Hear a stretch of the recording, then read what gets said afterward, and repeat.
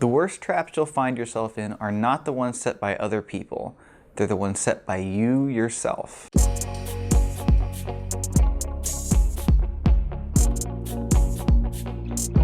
So these are patterns of thinking that we tend to get ourselves into. Now, for a lot of us, we'll be thinking about them as negative because the ones that we remember are generally negative, but it can really go both ways. Now, there are ways to kind of help yourself deal with these and maybe nullify the repercussions of them, but we'll get to that at the end of the video. So the first one is called mind reading. So mind reading is when someone does something or you assume that someone did something and you know exactly why they did it. A good example is if you send someone a message, maybe this is somebody that you respect in some way, and they don't respond, you think they probably looked at it and said, I don't have time for this person, I don't really care about them, I'm just gonna let this one sit. Now, in reality, you have no really good way of knowing that. Now, there are situations where it does make sense. Like if somebody is trying to physically attack you and you assume that person is upset with me, well, you're probably right in that case. So it's not completely a fallacy all the time, always. But it can be in a positive way too. So if I were giving a presentation and I know I really killed it, and I'm just thinking, people are walking out of here thinking, man, that Mark, he's really something. But in reality, at least some subset of them are thinking, man, I'm so glad that's over, I really gotta pee. See, the thing is, most of the time people are thinking about themselves, and there's nothing wrong with that. We have to take care of ourselves. But we tend to assume that people are thinking about us because we are the main character in our stories. But a lot of times this can be in a negative way, and it feeds into the next one, which is discounting the positive, which means no matter what happens in the situation, we try to mitigate or look away from the potential positive things that it could be, and we think of it in the least positive way. For example, if you are directly to your face complimented by one or many people, you might think to yourself, well, they're just being nice. They're just trying to be supportive. They want to see me happy. And this, again, is mind reading, right? That you are assuming that you know what they're thinking. And you're probably, using your own experiences where maybe you've been nice to someone, even though, you weren't being completely 100% honest and objective in what you were saying. You were saying something to them because you wanted them to feel better. So in the case that you're being complimented and perhaps you really deserve that commendation, you might just think to yourself, well, they're just being nice, and then going right back to the way that you tend to think about yourself. And if you're thinking in that way, you might tend to think of yourself negatively. Now, this is one of those examples where, although this doesn't seem good and it may be painful to think this way, it's not always necessarily a bad thing. See, if you just take it for what it is and say, wow, they really are that thrilled with me, that could actually, in some cases, lead you to a point where you're content and you don't feel like you need any improvement. If you're thinking of yourself negatively, there's not much good about that, but at least it means you have further to go. You have further to improve. And I've been in this position and I've thought about this a lot, that the one good thing about this thought process is it leaves me in a position where I feel like I need to be doing better. And I need to make myself a better person. If I took the compliments as being real and there's nothing about it that was just people being nice, then I might say, hey, I'm perfect. I'm exactly what I need to be. And that would stop me from becoming better than I am today. So there are more destructive traps like this. And the first one is all or nothing thinking. And the thing about all or nothing thinking is it has some similarities with the not being able to see the positive, because you might have something happen where you are working on something and something goes horribly wrong and you decide to yourself that entire thing was a failure, or I am a failure because of that one point of failure within this larger thing that I did. And you just immediately throw away all of the good things that came from it. Now, a good example of this might be if you're on a diet and you've decided to restrict yourself to only eating certain things, but then you mess up one day and you say, well, I might as well throw it all away, all or nothing, right? I've messed up, this is done. And it's not even so much that you don't get back later and try again, it's that you immediately surrender at that point. You don't try to immediately recover and carry on. Now, that's not the only thing about all or nothing thinking, because it's also known as black and white thinking. So black and white thinking is basically the same thing, but it's when we apply this to our ideals. And that is to say, somebody who is thinking rationally can say, you know, this is how I think we should do things, but there are some cons that go with it. This is why I think we should do it, this is the good things, but here are the drawbacks. Now, somebody suffering or maybe benefiting from black and white thinking might instead say, this is how we should do things, there is nothing wrong with it, this is my way, if everyone did things my way, the world would be a better place. Now, let's take an issue as an example, and that would be voter IDs. In this country, in the United States, voter IDs is, you know, a contentious issue. And I'm not going to tell you where I stand on that right now, because I'm trying to use this as an example. Now, if I am suffering from black and white thinking, or again, maybe benefiting from it, I could do this on either side. I could be somebody who does not think voter IDs are needed. And of course, I will push the pros of this. It makes it easier for individuals to vote, which most of us think are a good thing. But if any issue were raised to, well, what about security? What about potential problems? I would just dash those concerns, even though they may be legitimate, and say, well, there really isn't any evidence of fraud in voting. Now, the problem with that is it assumes that because there's no evidence of something, that means we shouldn't protect ourselves against it. But we could just discount this because we're 100% right, our ideals are 100% right, and we can't be wrong. Now, on the other side, this can be done too. If the issue is brought up to say, well, what about the fact that this makes underprivileged people less able to vote? It makes it less convenient to vote for all of us. We can easily just put this off with our own experiences, saying that, you know, who doesn't have a voter ID or a photo ID?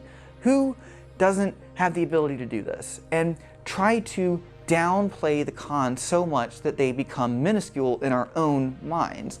Now, what a rational person would do is, on either side, they would acknowledge that there are drawbacks to their ways of doing things, that there are downsides, as there are to any choice that we make as individuals or as a society.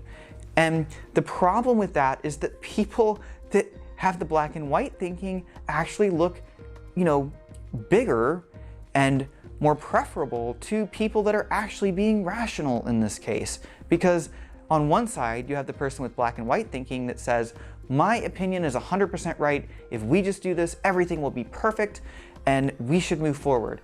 And then you have a more rational person on the other side saying, hey, this is how I think we should do things. There are some downsides to this, but I still think it's worth it in the end. Now, people tend to want the best outcome, so they want to go with the person who seems the most confident. And the truth is, the person that seems the most confident may actually be the person that's most mentally deluded. So on top of this, we start to do something called labeling. And this is when we take an individual's actions or an individual action that that individual did, and we say that this defines them, or in the worst case, ourselves. For instance, somebody says something stupid, or they don't know something it seems like they would have known. Well, it's easy to say that person is an idiot, and then continue to think about them going forward in any action they take as being idiotic. Now, this can be extremely damaging and disconnect you from reality even further, because each person is not just the sum of their actions, and even if they were, this doesn't take the sum of their actions. It takes an individual action that we notice strongly. Now, our own biases might be why we tended to notice that thing, but after that, through that lens, we will be viewing them through the lens that they are an idiot. So anything that they say must be idiotic. Now, what if they just said one stupid thing, and now what they're saying is smart? Now you're labeling actual intelligent things as being idiotic, and you're starting to delude yourself at that point. Now, this gets the worst when you're doing it to yourself, when you are labeling yourself, because that's when you say, I'm a failure, and you start to forever think of yourself as a failure. And this can be more destructive than you realize, that this lies in your subconscious for a lot longer than you might think. And if you are thinking about these thought processes that you're having, you might be able to dig deep enough to realize that at some point you labeled yourself in a negative way. And everything that happens to you beyond that point, you are thinking about it through that lens. And that leads to something called fortune telling. So fortune telling is when you've preemptively decided who you are or what label to give yourself, and you then write your own destiny based on that label. So if you decided you're a failure and you're going to take a test, well then you decide, I'm going to fail this test because I'm a failure. That's what I do. This bad thing happened to me, or this negative experience happened. I labeled myself in that way because of it, and in the future, I'm going to continue to be that way. Now, this is one of the most destructive things you can be in, and it's very difficult to get out of at a certain point. But how can you get out of this? So, the first thing is, I'm sorry to tell you, I don't know of any way to just make these things not happen.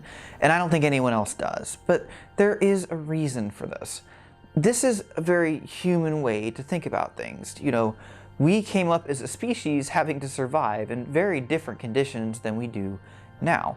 And a lot of things, take black and white thinking for instance, it was important that we did think that way. You know, when we were cavemen, being able to make an instant decision was important to us, so our brains still tend to work the same way. Same with the other ones that are generally about being self-conscious, that we need to keep ourselves in a mindset that keeps us moving forward. We need to continue being critical of ourselves. And as I've said near the beginning of the video, that this is not all bad, and sometimes there are good results that come of these things.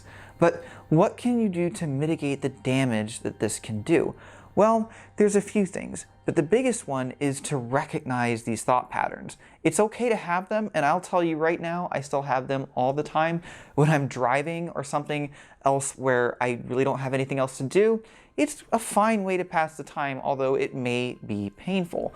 But the most important thing is to constantly question the pattern as it goes on in your head, and realize that you're exhibiting this pattern, that this is not a rational thought pattern, that you don't have any evidence to be thinking this way, and realize at the end of the pattern that this is not rational and this is not something I should act on.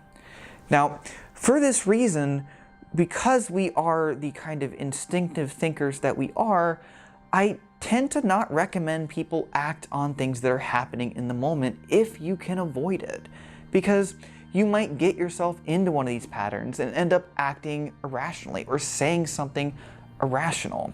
Now, you're never going to be perfect on something like this, but if you can, delay committing to things, delay saying things based on what happens, delay doing things based on what happens. You need time to think about it so that you can analyze the thought pattern you're going through and then make a more rational decision as you put things into perspective. Now, obviously this isn't perfect, and if these patterns are very painful to you, one other thing that you can do is be proudly defiant of it. And I do this with black and white thinking, that anytime I start to think that way, I actually say, hey, you know what? I don't want to be the person that thinks I'm right, everything I say is right, and if everyone was just doing things the way I wanted them to, everything would be great. Even though that person might beat me in a debate, I'd rather be the person that can stop and think about it, put things in the boxes they belong, and be honest about reality. Now, this is something you can do with any of these thought patterns, that for anything where you're, say, mind reading, you can think, I don't want to be the person that judges people. I don't want to be that person that thinks they know why everyone does what they do, or decides that, you know, people are all bad. It's just another way of saying, I don't want to be that person that judges people. It's like saying, I don't know you, you know? I don't know you, or maybe I do, but even if I do know you, I don't know what you're thinking, and I'm gonna, you know, be allowing myself to think of you as somebody with your own mind that I can't read, and I'm going to give you the benefit of the doubt. It's that type of thinking that can be very helpful, because now you're seeing yourself as a better person for avoiding the thought pattern, even though you really didn't. You started with the thought pattern to get there. But that's okay, because you're coming out of it with a more rational mindset and a more positive one, hopefully. So anyway, guys, I hope this is helpful. I can do more of these in the future. Have a good night.